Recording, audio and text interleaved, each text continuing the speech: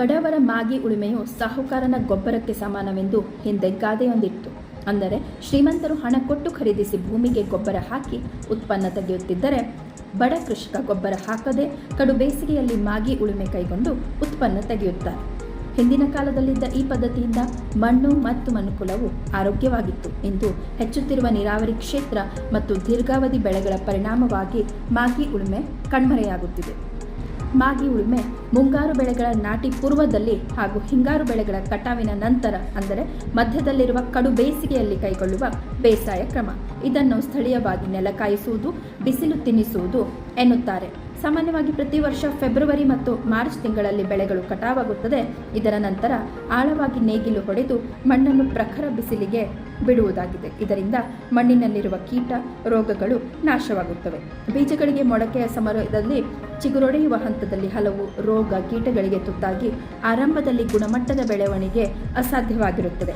ಆದರೆ ಮಾಗಿ ಉಳುಮೆ ಕೈಗೊಂಡ ಜಮೀನಿನಲ್ಲಿ ಮಣ್ಣಿನಲ್ಲಿರುವ ರೋಗ ಕೀಟ ಬೆಳೆಯ ಪೂರ್ವದಲ್ಲೇ ಹತೋಟಿಯಾಗುವುದು ವಿಶೇಷ.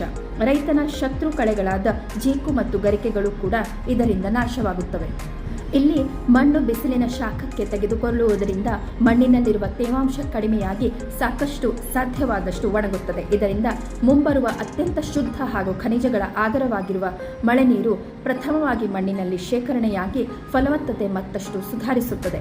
ನಿರಂತರ ಬೆಳೆಯಿಂದ ರೈತರು ಭೂಮಿಯಲ್ಲಿ ಅವೈಜ್ಞಾನಿಕವಾಗಿ ನೀರು, ರಸಗೊಬ್ಬರ, ಕಳೆನಾಶಕ ಮತ್ತು ಕೀಟನಾಶಕಗಳನ್ನು ಉಪಯೋಗಿಸುತ್ತಾರೆ. ಇದರಿಂದ ನೈಸರ್ಗಿಕವಾಗಿ ನಡೆಯಬೇಕಾದ ಭೌತಿಕ ಮತ್ತು ರಾಸಾಯನಿಕ ಪ್ರಕ್ರಿಯೆಗಳ ಕೊರತೆ ಸೂಕ್ಷ್ಮ ಮಣ್ಣಿನ ರಚನೆಯಾಗುವುದಿಲ್ಲ. ಹೀಗೆ ಬೆಳೆಯ ಹಂತದಲ್ಲಿ ಸಾಧ್ಯವಾದಷ್ಟು ಮಣ್ಣು ರಚನೆ ಕಾರ್ಯವು ಬೇಸಿಗೆಯ ಅವಧಿಯಲ್ಲಿ ಈ ಮಾಗಿ ಉಳುಮೆಯಿಂದಲೇ ಸಾಧ್ಯವಾಗುತ್ತದೆ. ರೈತ ಬಾಂಧವರು ಹೊಲದಲ್ಲಿ ಬೆಂಕಿ ಇಟ್ಟು ತ್ಯಾಜ್ಯಗಳನ್ನು ಸ್ವಚ್ಛಗೊಳಿಸುವಾಗ ಮಣ್ಣಿನಲ್ಲಿರುವ ಸೂಕ್ಷ್ಮ ಜೀವಿಗಳು ನಾಶವಾಗಿ ರಸಗೊಬ್ಬರ ಮೇಲೆ ಅವಲಂಬನೆಯನ್ನು ಹೆಚ್ಚಿಸುತ್ತದೆ. ಇದರ ಜೊತೆಗೆ ಬದುಗಳಲ್ಲಿರುವ ತೋಟಗಾರಿಕೆ ಬೆಳೆಗಳು, ಕೃಷಿ ಪೈಪ್ಸ್ ಹಾಗೂ ಇನ್ನಿತರೆ ಕೃಷಿ ಪರಿಕರಗಳು, ಜೊತೆಗೆ ಪಕ್ಕದ ಹೊಲದಲ್ಲಿರುವ ಬೆಳೆಗಳು ಕೂಡ ನಾಶಕ್ಕೆ ತುತ್ತಾಗಬಹುದು. ಇದಕ್ಕಿಂತ ಹೊಲದ ಬದುಗಳಲ್ಲಿರುವ ಗಿಡಗಳನ್ನು ಮಣ್ಣಿಗೆ ಸೇರಿಸಿ ಮಾಗಿ ಉಳುಮೆ ಮಾಡುವುದರಿಂದ ಮಣ್ಣಿನ ಫಲವತ್ತತೆ ಇನ್ನಷ್ಟು ಹೆಚ್ಚಾಗುತ್ತದೆ.